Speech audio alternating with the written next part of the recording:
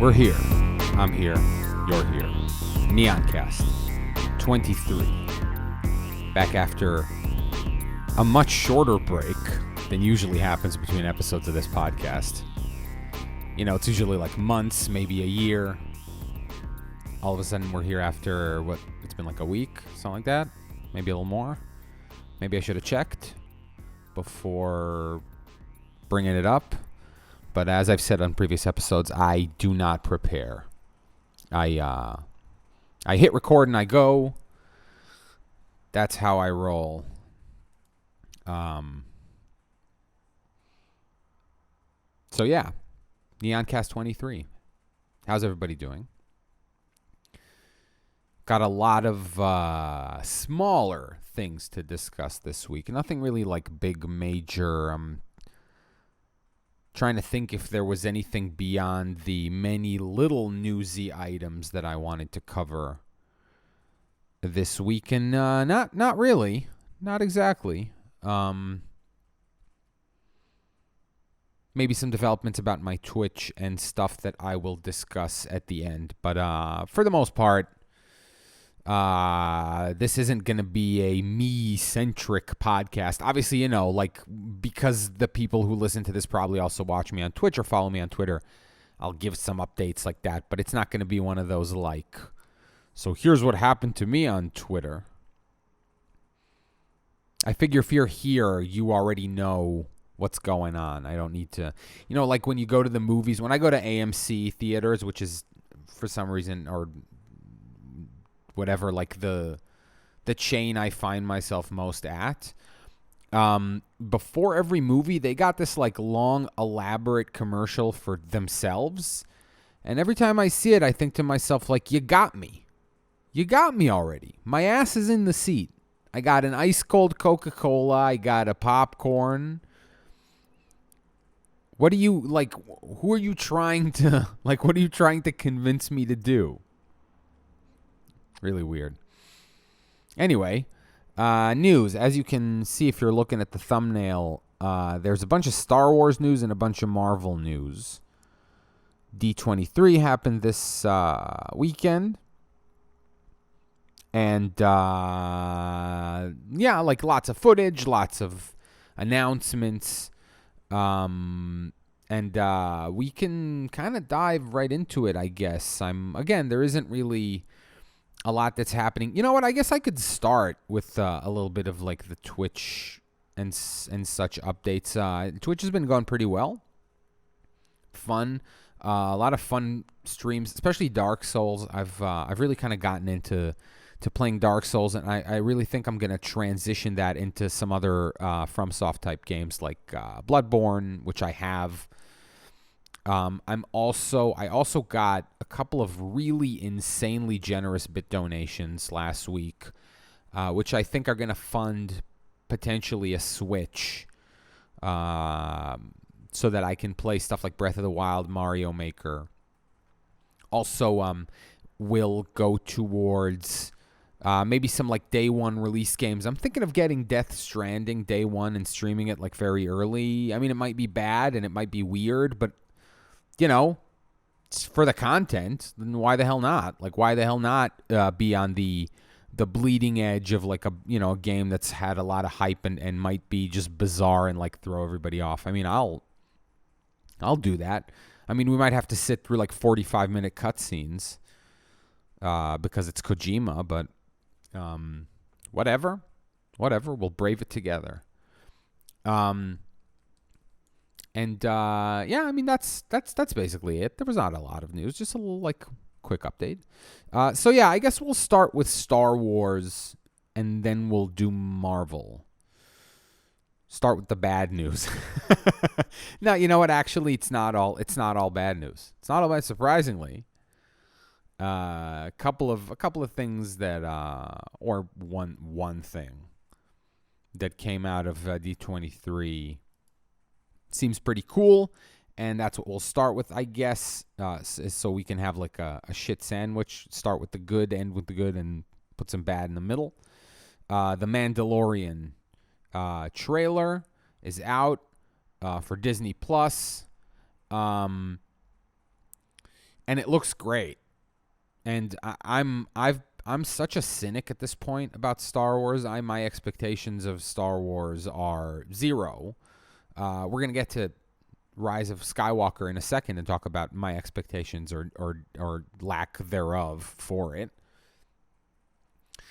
But The Mandalorian looks really good, and you know, I'm more of the target audience of it. It's clearly trying to be more gritty and more original trilogy in more ways than one. Also in the sense that it's going to be kind of seedy and in alleys, which in that movie was also due to like budgetary restrictions, but here is meant to be kind of the style of it.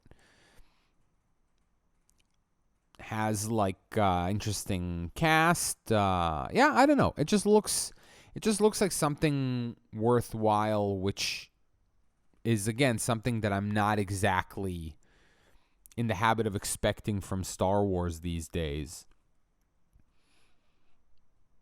There's rumors Boba Fett's going to be in it. There's all sorts of rumors about who is going to be in it and what's going to happen in it specifically. I think it covers a period after Return of the Jedi. So like when the Empire's collapsing, and maybe it's even more chaotic than it used to be, because like I guess, you know, the implication is that the frontier during the rule of the Empire was kind of like the Wild West anyway. Like Tatooine was not exactly, there were stormtroopers walking around, but it was not exactly a lawful place. People getting their arms lightsabered off in bars, and gangsters you know, like running the joint. But I guess the implication is that, you know, like after the Empire fell and before there was any kind of order restored, it was just utterly chaotic, and which makes sense and would also be kind of an interesting thing to explore. Yeah, anyway, that's going to be cool, I guess. And yeah, I don't know. I'm just like, there wasn't a lot like given away, and I also like I'm not super prone to speculation about these things, because it just, you know, it sets you up for disappointment. I start like, and this is something that Star Wars actually ingrained in me, is the idea of like overanalyzing something like in anticipation can end up being very detrimental. I mean, both this actually hurt The Force Awakens too, which I actually like still. I still like it. I spoke on a previous episode about how The Last Jedi makes me like it less, because when a movie sets up things for the next movie, if the next movie doesn't deliver on them, then it hurts that movie in retrospect. I mean, you know, like there are things about it that stand on its own that are still worth a rewatch and a re-enjoy for me for sure. But on the whole, again, you can't set up things that don't pay off and then say like, it's not my fault, it's the fault of the movie where they didn't pay off. That doesn't work for me. Man of Steel, which I used to like a lot, I don't really like anymore, because I feel like it lied to me in a way about what it was and what it implied about the future, and then just went like, nah, we're just gonna keep doing what we were doing. We're not gonna do the character course correction that the story sets up. It's not like the character was unpopular and so they were like, oh, we got to kind of refit it. We got to change the tone. That's not what happened. In the movie, they were implying that Superman's character was going to change substantially because of the events in that movie, which I thought was a really clever idea. Meaning, like, instead of having a Superman that was just like super apple pie, fully formed ideals, when he got to be Superman, which is what, like, you know, like the Richard Donner movies kind of implied, how about being shaped by trauma, you know, in the same way as like a Batman or a Spider-Man, but like almost self-induced trauma, almost the idea that like going up against foes that are as strong as you, unprepared, and maybe in the moment not giving enough consideration to what was happening around you, and then having that shape your future ideals and become extremely averse to killing for that specific reason. And when that didn't happen, and when in Batman v Superman he continued to be the same character, I was like, I'm sorry, I don't like that. That either means that I misinterpreted it, which is untrue, because Zack Snyder, if you go read press interviews that Zack Snyder did on the weekend that Man of Steel came out, he was saying this exact thing, which I then used as a supporting argument in my debates with people about Man of Steel. And I was like, look, this is what he's planning. He's planning a Superman that is shaped by these events. And in the end, that's not what happened. Batman's character was shaped by those events. Maybe not in a great way, but Superman's were not. Superman continued to just be Superman. Like, what did Superman do different in Batman v Superman? Like, how was he a different character? He wasn't. He didn't destroy entire cities and get people killed, but he was still overly focused on his own shit to the detriment of everyone. I mean, that was essentially the engine of the plot, was to show that Superman was uncaring. By the way, that was a thing I noticed a lot of people didn't understand about Batman v Superman. I feel like I understood it from the start, but that's, again, I'm not pumping myself up. This is about how confusing a plot point that was supposed to be very straightforward is. Lex Luthor's plan was not to frame Superman for killing all of those terrorists. That's not what it was. What happened was that the after Superman went through that place and rescued Lois Lane or whatever, the remaining terrorists from that organization went and butchered a nearby village in retaliation.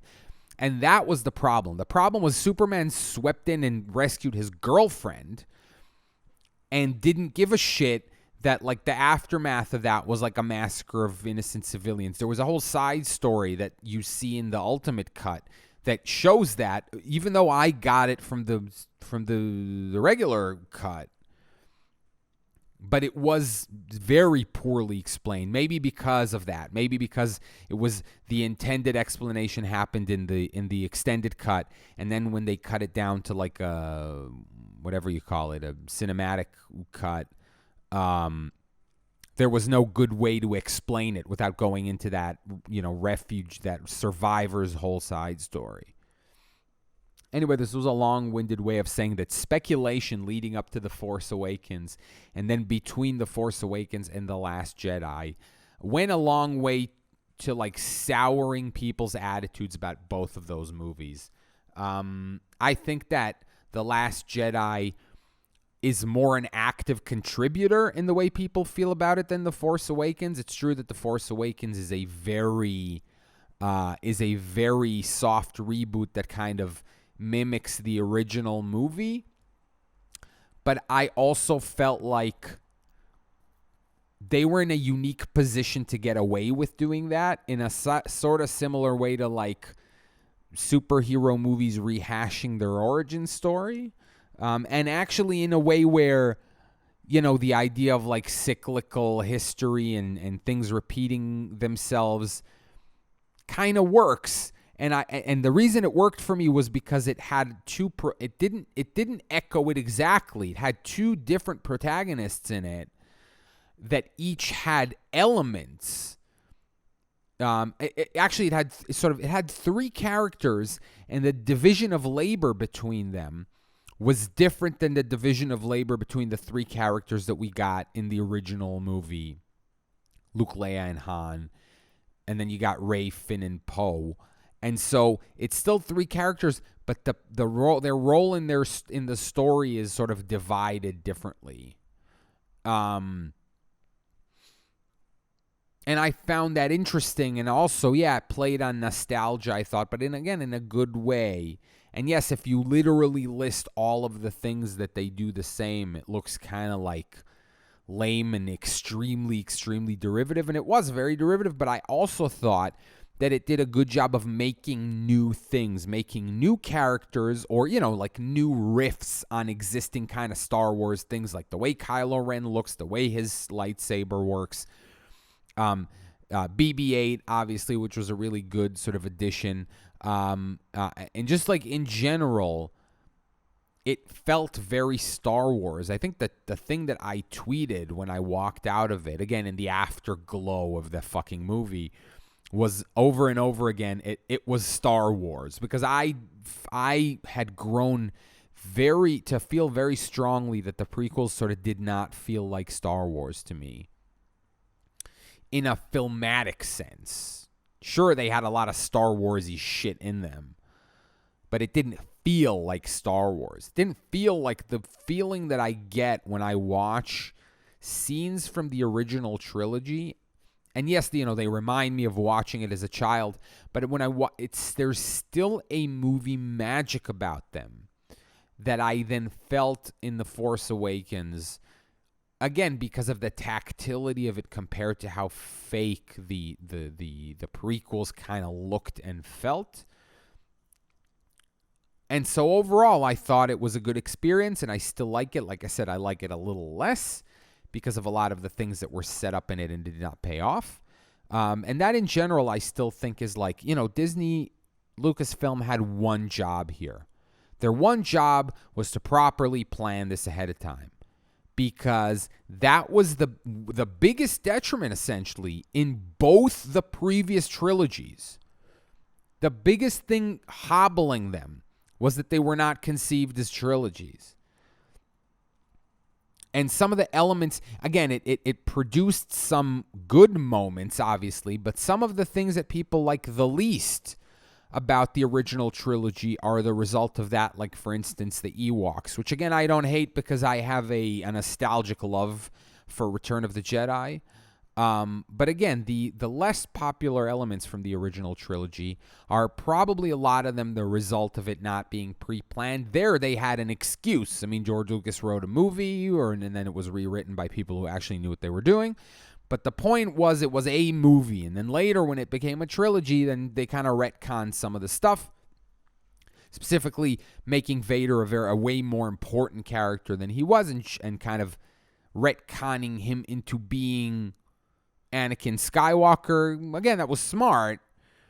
But then the prequel trilogy really shit the bed in letting Lucas do everything by himself, which he clearly was not up to, a task that he was not up to.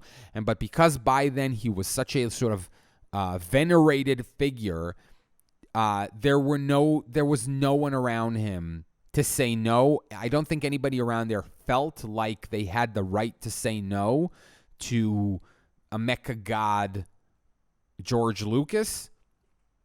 Again, Red Letter Media does all of this. You go watch their reviews of the prequels, and they show behind the scenes footage that really shows like how excited and how honored everybody felt to work there. And so the decisions that he made on everything, just like who was going to push back against him. And so there were a couple of high up people who did, but not to the point where they could overrule him. They could just try to convince him, and he either did it or not, in kind of like a king fashion. And so it felt to Disney to not do that. And they still fucking did it. And I don't get it.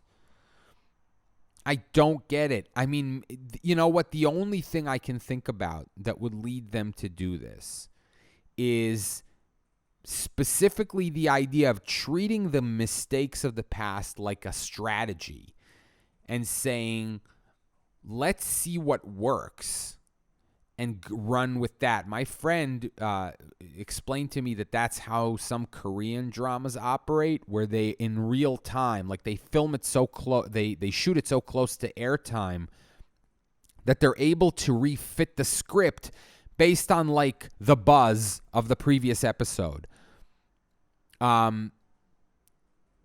So maybe that was the idea. Like, let's see what works and what doesn't work, and then we can like downplay it, kind of like what happened with Jar Jar Binks.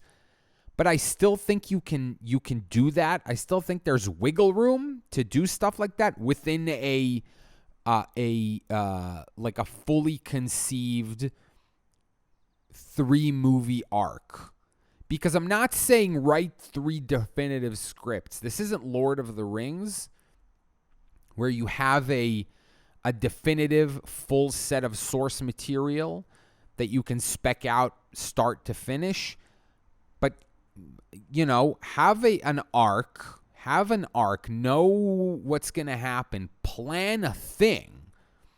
Plan a 9-act story, where each part is a 3-act in itself. And then, if a character doesn't work, kill it off, bring a new character that maybe fulfills that role, switch up a couple of the things. I mean, these people do this shit professionally. Don't tell me that it's impossible to conceptualize a trilogy, but make it flexible enough so that, like, if you want to kill off a character, you can do that. I mean, fucking TV shows do that. And we still don't know how they worked around Carrie Fisher's death, but it proved to be way more problematic because she was popular. But that's a thing that you try to work around. You make your story flexible enough, or that you plan it in enough, like, broad strokes that you're never shoehorned into something that people hate. Or alternatively, if people don't like something and you know you can turn them around in how it develops in the later movies, just fucking stick to your guns. That's not a bad marketing decision. It isn't. It's a broader, medium to long-term thinking. And I think a company like Disney is probably, I don't know. It's game theory. I don't run a multi-billion-dollar corporation, but it seems to me that a company with that many, like, properties and stuff,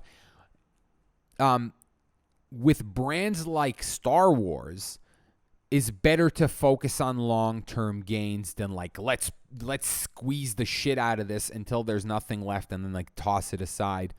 I think there's other smaller franchises that you can do that with.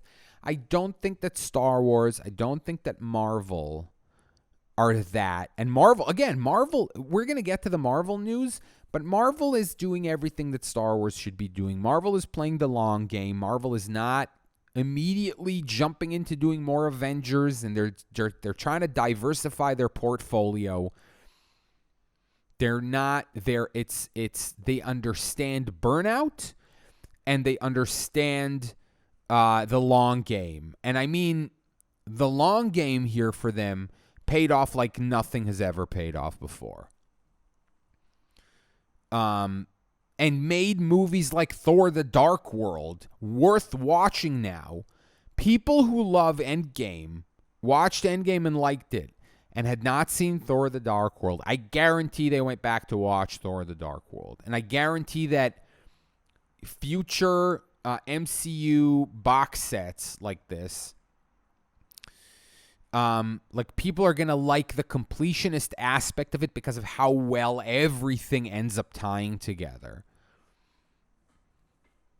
And that's long game. That's long game gains. That's not, suck it dry quickly and move on to the next thing. As I said, there's plenty of other properties you can do that with. Ghostbusters, for example. I don't know if Disney owns Ghostbusters. I'm pretty sure they don't. But I was just throwing that out as a random example. Because I don't think that Ghostbusters is something that you can, like, build up a cinematic universe of over 10 years and then have it pay off in a huge way. That's like, make a movie. If it works, make a sequel. If it works, make another sequel. Maybe do a spin-off thing, until people kind of get sick of it, and that's it. You spent 5-6 years. You got $1 billion, you got $1 billion or $1.5 billion, if they do well. If you make 3 and they do well, maybe you make a couple of $1 billion off of it. You call it a day. Star Wars can do better than that, but you need a long-term strategy. And it looks like that's kind of where they're gonna try to take this, because eventually the arc of business leans towards success. And it's funny, like everybody says at first, like, don't copy Marvel's formula, copy their strategy. That's where DC fucked up. They tried to copy their formula instead of just like thinking in long-term strategic terms. Lucas didn't do that at all. But now they're like, we're going to wait 4 years. We're going to focus on these shows. There was Obi-Wan. I guess Ewan McGregor finally confirmed that he's going to be Obi-Wan, even though everybody's kind of known that for a while. And we went way off spec, but this was all leading off script, I meant. This is all leading to the episode 9 footage, which is underwhelming and weird, and I think a lot of it is like misdirection. C-3PO is evil. Rey has a Darth Maul lightsaber that breaks in half and is red, and she looks evil. Rey and Kylo are fighting on top of the Death Star ruins, and the Emperor is talking, and it looks like a car wreck. A lot of it looks, like I said, like a misdirect, and this is J.J. Abrams, so the idea that he would just put things in it that are totally not in the movie and are totally non-representative in order to throw you off. I mean, I like that. I like the idea of doing it. But I especially like the idea of doing it in something I'm actually interested in watching. And maybe something I have faith in that would be good in that way, like Endgame, for instance. You know, if Endgame had a full trailer with lots of footage in it, and then it all turned out to be a misdirect, I would have fucking loved that. They went with the, like, don't show anything strategy, which is also great. The reason either of them would have worked for me is because I was excited about Endgame, which then leads me into MCU. Let's just start quickly. It's confirmed that Spider-Man is out of the MCU. Disney and Sony were not able to reach an agreement. I don't like this. I think one more Spider-Man MCU movie should have been in the cards, especially considering how Far From Home ended. I think if after that they would have parted ways, I would have gone, fine, they closed it, they made another trilogy. They can figure out a way to like close it out where he's no longer there. There's plenty of ways to do that. You could kill him, you could put him in another universe. He could retire. He could lose his powers and just become a regular person. You know, I would assume that that's what they could have done, for instance. Just have him lose his power at the end, which I believe is the topic of a Spider-Man comic. He's still going to be Spider-Man in a Sony movie. I don't know how that's going to work out. Way too many people that I've seen on Twitter and in blogs and stuff think this is good because they're kind of sick of like Marvel and Iron Man, and I think people have way too much faith that Sony's not going to fuck this up. The problem is that I feel like they're going to try to keep it too close to what had happened with Marvel. Whereas I think their best bet would be to just take a left turn and recast to do something totally, totally different. Give it to someone very creative. Stay fully out of their way as they do it. Which Sony seems pretty incapable of, except with Spider-Verse, which again was a great Spider-Man movie. I mean, if they bring Lord and Miller and just get out of their way and let them make a Spider-Man movie that maybe even somehow bizarrely ties into that Spider-Verse cartoon, that could be so great. But I don't have faith that they'll do that. So I don't know. We'll see what happens with that. That is sort of disheartening in my mind. I know it's starting to become cool to be a Marvel hater. Again, I'll quickly become a Marvel hater if I start hating what they do. I mean, I turned on Star Wars when Star Wars soured for me. I will not stand for Marvel if I don't like what Marvel's doing. I'm not a Marvel apologist. I didn't like Ant-Man and the Wasp. I mean, I thought it was fine. Had some nice action in it and stuff. But I'm not, and then, like, I fell way off the Marvel Netflix stuff. I stopped watching it. I will give the MCU Disney Plus shows that I'm going to talk about in a minute a chance, a shot, obviously, but whether I stick with them or not is anybody's guess.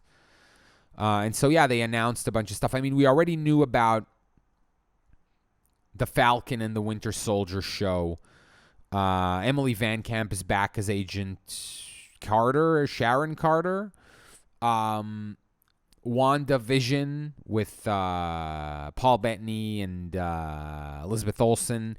They have a few other characters in it. Kat Denning is in it, who's from Thor, and she's the character from Thor. And Natalie Portman is coming back in the new Thor 2. So, they're both still around. And also the guy who played the S.H.I.E.L.D. agent in Ant-Man and the Wasp. He's a comedian. I'm blanking out on his name right now. He's very funny in that movie. He's in it. So they're also keeping around like very small time characters, which I think is kind of neat. They also announced She-Hulk and Moon Knight. She-Hulk is, I guess, kind of like a Deadpool. It's like a fourth wall break sort of comic. It has a pretty big fan base now, so I'm intrigued. Moon Knight, another thing that people were really looking forward to. He's kind of like an evil Batman, I think. I also think he's gay. I'm really not I might be misremembering this. You know what? I should probably check this before I state this unequivocally on a podcast. Is that true? Did I misremember this? No, I do not misremember this. He is, in fact, gay. So, that's a thing that's happening. And, it has a lot of fans, and so I'm perfectly curious about it. Also, the Black Widow movie, which we know was announced for May. I believe it's a prequel that's set in between Civil War and whatever comes after Civil War, Infinity War. That is not a great... I mean, what are you going to do? She's dead? Which, again, is maybe a sort of a rare slip-up, I think, from Marvel, where they kind of got cornered into making a Black Widow movie, I think. I mean, and by cornered, I mean, like, they saw that there was demand there. I don't think they caved to feminist pressure, man. I think they identified a desire for it, a sincere desire for it, but they were kind of locked into their schedule by then. And then when she died, they were like, "Shit, what are we gonna do now?" And so the idea that it's a prequel is not super exciting to me. Again, unless they do something interesting with it, which I don't put it past them. There's also a Hawkeye show where he's gonna train, I guess, his daughter to be some other character that is known. Miss Marvel with, I believe, the girl who plays Captain Marvel's friend's daughter, because now she's grown up, because that was in the 90s. I believe she's going to be Miss Marvel. Maybe I'm wrong. Again, I should have looked into some of this stuff, and I didn't. You got the Loki jumping through time show that was set up in Endgame. I think that's all they announced for now. But I mean, wow. Like this, and by the way, this is all of the stuff I announced. I announced all the stuff I discussed. The Mandalorian, Obi-Wan, Moon Knight, She-Hulk, Falcon and the Winter Soldier, WandaVision, Loki. All of that stuff is going on Disney Plus. Disney Plus is really impressive, in my opinion. I think it's the first streaming service that feels like it's entering the game as a fierce competitor. This is like Brock Lesnar going to the UFC, which is a really weird reference for me to make on a podcast on this kind of topic. But when Brock Lesnar came to the UFC, I mean, he was seen as like a joke. And then within like 2 fights, he was seen as like a major, major threat. And I mean, he was seen as a big threat when he came in, but then I believe he lost his first fight to Frank Mir. But then he came back and was like a fucking monster. And this is even like, this is kind of the same, like because, you know, they might fall flat on their face, which I doubt because it's Disney. But it's rare that a new player in a market is suddenly like the biggest threat to everyone. Because Disney's a beast. But they do not seem to be resting on their laurels, even with regards to something like Star Wars. It looks like they really want good content. They want to attract people to their service, despite the fact that they're probably going to have a lot of great launch day content. They're not doing binge. They're not doing binge style. They're doing weekly release style, which, you know, I don't mind. I don't mind it. I minded it when Netflix was doing it with anime because they were waiting until the season was over to do it. And so a lot of like the mid-season discussion that would happen globally, because in Japan it would air weekly. And so the sort of the international fandom aspect of it was being ruined by the fact that people in the West couldn't watch it on the same schedule as the rest of the world, which then promoted people to pirate those shows and not watch them on Netflix. Self-defeating. I wrote an open letter to Netflix when that was happening. It got lots of retweets and stuff, but obviously like nobody gave a shit. But it was whatever. It was an article that I wrote about my frustration with it. It was phrased like an open letter to Netflix. But Disney Plus is not doing that, and I think they're clever. I think they're looking at something like Game of Thrones and how the discussion of it remains relevant for longer because it airs on a weekly basis. Whereas like Stranger Things 3 got released, there was a big flare-up of discussion for maybe a week, and then it kind of died right down because people aren't watching it at the same time. Obviously, if it goes on Disney Plus, not everybody's going to be watching it at the same time, but enough people are going to be watching it within a day of a new episode's release to make it discussed in the same way something like Game of Thrones is discussed. And yeah, I mean, I'm certainly going to run out and get it. No doubt in my mind. And again, not because I feel no corporate, like affinity. I don't give a shit about Disney. All I want is something good. That's what I was saying when Marvel and Sony were fighting over Spider-Man. I was like, I don't care whose fault this is. Because there was this really big focus on who we need to blame. Is it Sony? Is it Marvel for asking for too much money? Is it Sony for demanding Kevin Feige be a producer when he has other stuff to do? The truth of the matter is I don't care. Sony makes billions of dollars and Disney makes billions of dollars. And how they choose to divide their billions of dollars is none of my concern. And I don't feel bad for either of them for losing any share of the billions of dollars they both make. Just give me the thing that I want. Give me a thing that's good. And you fight over the piles of gold that you end up with from this stuff. And I feel the same way about Disney Plus, and I'm not super upset about the monopolizing of media. I mean,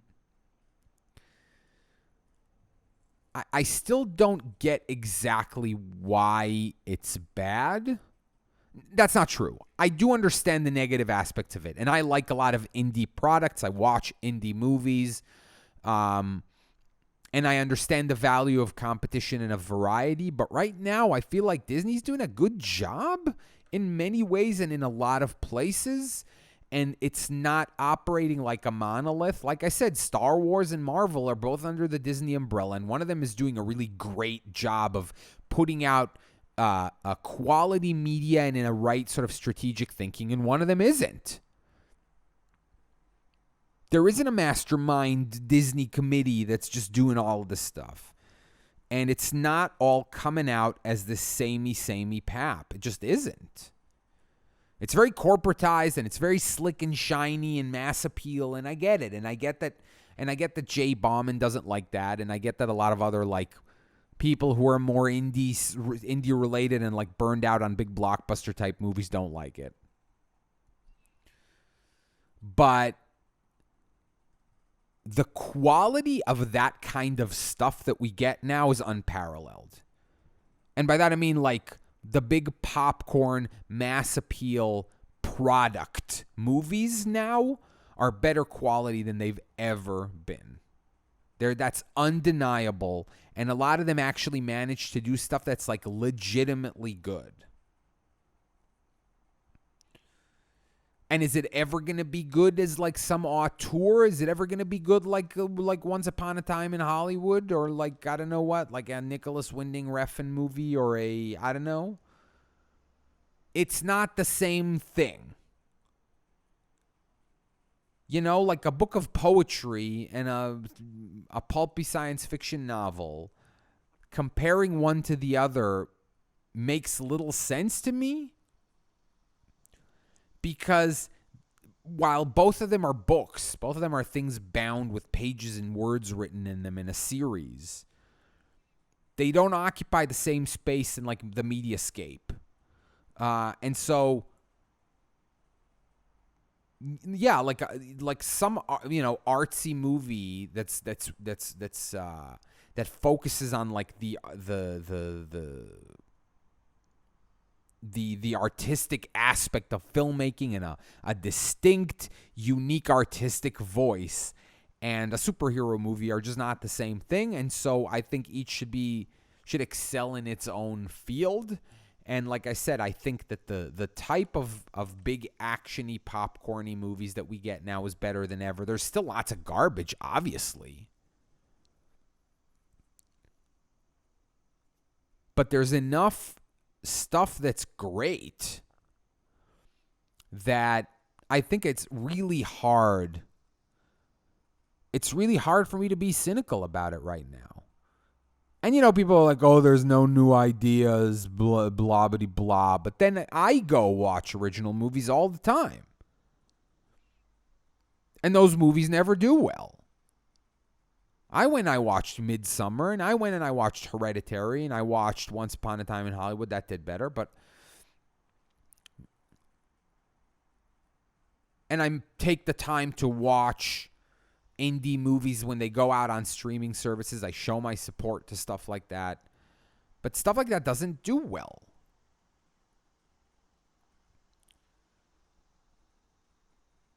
Dune. I'm excited about Dune. Dune is a rare example because Dune, when people say original, I don't know what they mean specifically, because things that are based on a book,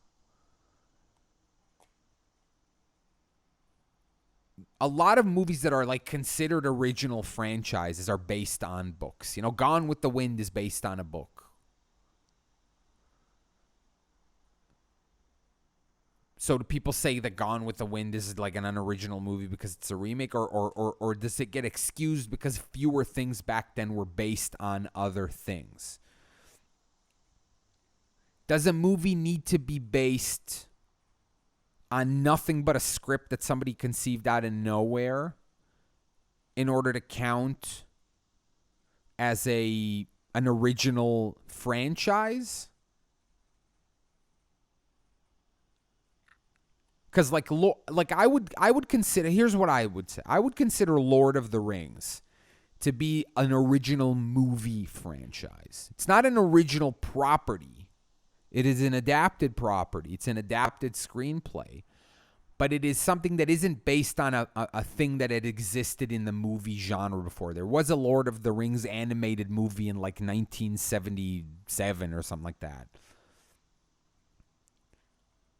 But in the same way that John Carpenter's The Thing was a remake of a movie from the 1950s, but it is not seen as being a remake or a rehash of an original idea. Neither does Lord of the Rings. The Hobbit then feels like a rehashing of material that was already successful and going back to a well that has already proven success. Even though it too is based on a book, but they brought it too close and it whatever. We all know. We all lived through the release of those movies. And so Dune, again, was made already in the 1980s, but they're going back to basics. They're going back to the book. They're readapting the book.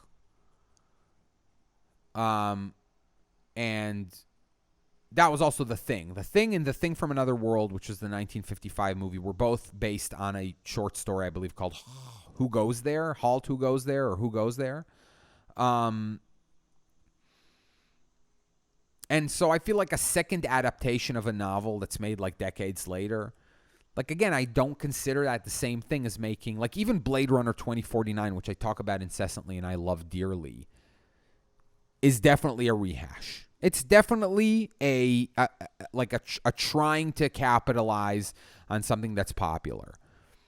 It was done with the care and love of a totally independent artistic product, and it failed. It was a fucking cinematic triumph, but it failed at the box office. And so when people pine for original franchises, I'm not always super impressed. There are very few, people that can come out with something wholly original like that will make lots of money. Christopher Nolan is the guy. His new movie that's going to come out, that's going to be some sort of like time traveling thing. I'm not exactly sure what it is yet. It's kind of like under wraps. Is probably going to make lots of money despite being like based on nothing. But that's an exception to the rule. It's rare. And so I'm not super cynical about it. I always say remake what you want, reboot what you want, make a sequel 30 years later. Just make it good. And I'll be fine with it. Riddick 4, which is confirmed now and is going to come out at some point, and I believe is like more of a sequel to Chronicles of Riddick, more goes back to the universe at large, which I thought was an extremely underrated science fiction universe that I would love to see more of. Chronicles of Riddick, a really underrated science fiction movie. Yeah, sure, give me that. Give me that. If it's good, if you make an effort, if you're not just trying to bank on the name and not do something that stands on its own as a thing. I'm not saying it shouldn't, call back or whatever. I'm just saying, like, give me something that I'll like because it's good, not because it has a good badge on it. This happens a lot with cars. A lot with car companies that have exclusive, well, not just cars, actually. Things that have, like, expensive brand names on them can often get away with, like, half-assing it in other ways. Because the brand name sells. And so ultimately, what you get is a lesser quality thing for the price of a higher quality thing. Like whiskey is a great example of this. You go to like whiskey brands that are really popular, Glenfiddich. You for the price of that, you could get something that's totally unknown, but of a higher quality production for the same amount of money because it's a brand nobody knows. And so, sure, use your brand as a bootstrap. Use it as a jumping board, as a head start to financial success, but only as that. Only as your starting point. By the way, can you hear the crazy cicada noises that have been going on this entire podcast? I got my window open because I forgot to close it, and I like that sound, so it kind of drowns out to me as like the noise of the environment. If this has sounded like an anime about the summertime, Forgive me. I hope it's not annoying. The sounds of summer in the swamp.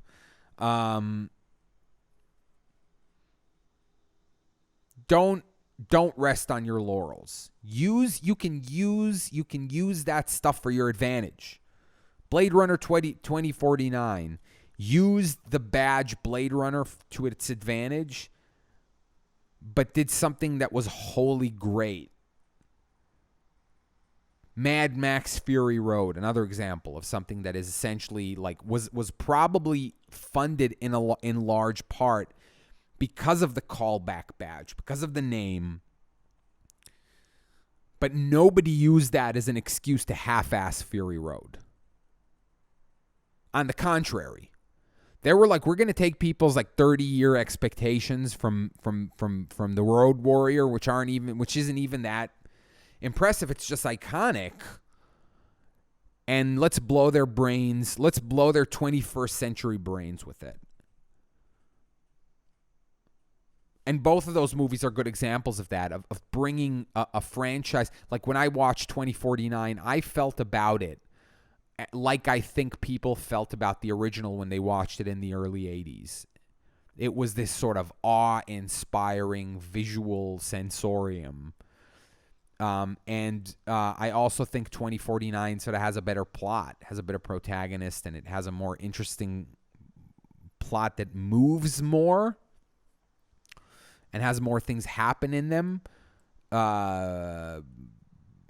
Blade Runner was a little more about the ponderings of what was going on, kind of, because it really did feel like noir, especially in the Garbo cut where Harrison Ford is doing half-assed narration that he deliberately did poorly because he hoped they wouldn't use it, and they did.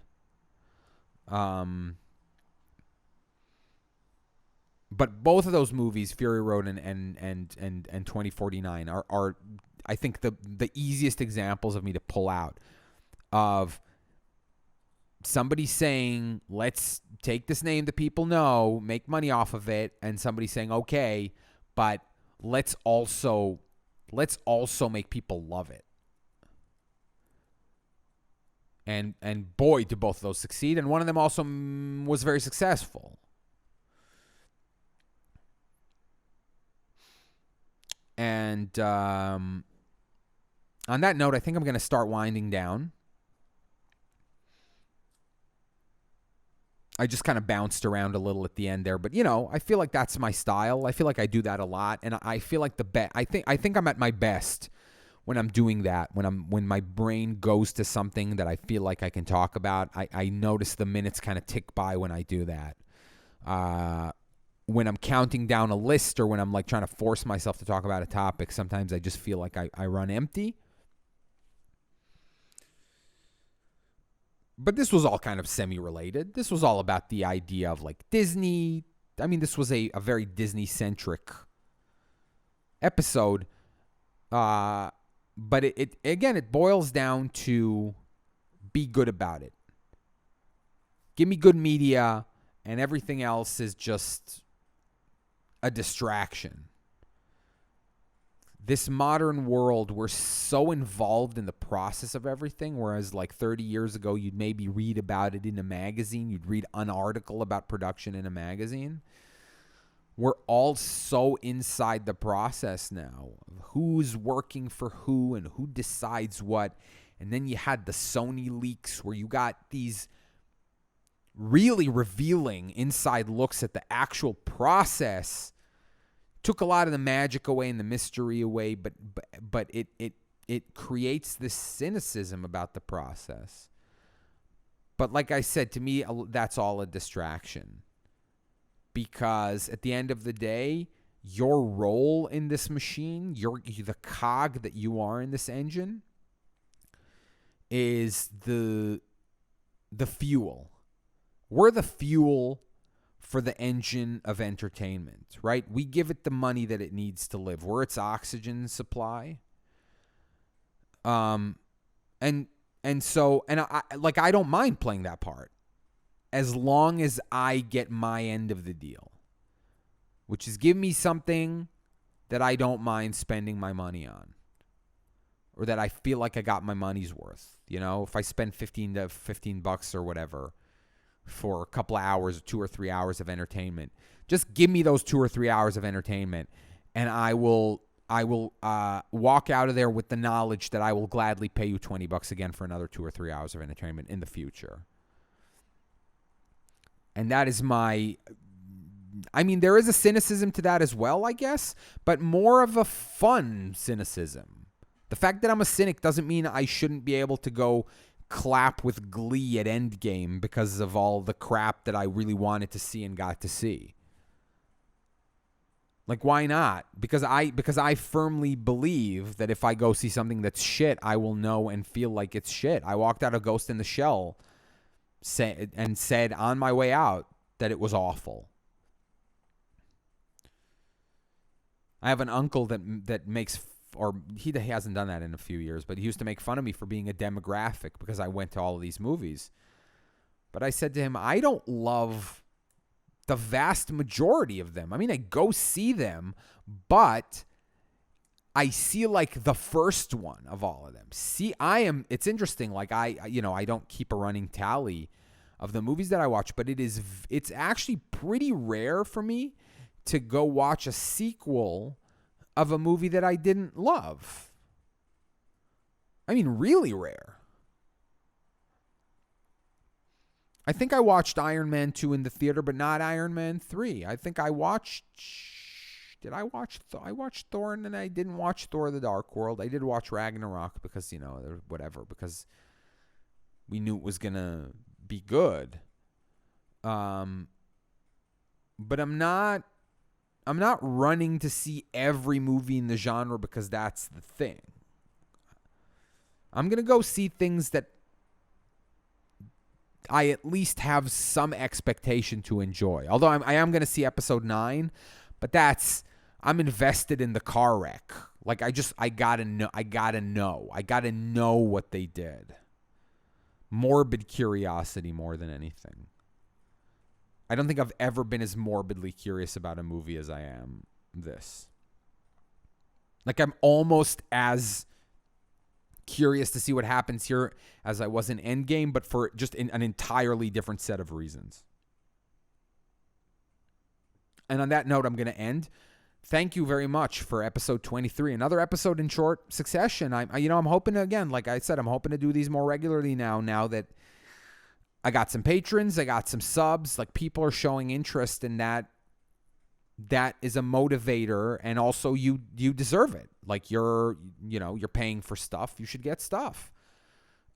Please come join me more on Twitch. Will help me become a partner, which will be really cool. Twitch.tv/Neontaster. I'm playing Dark Souls. I'm going to be playing this week.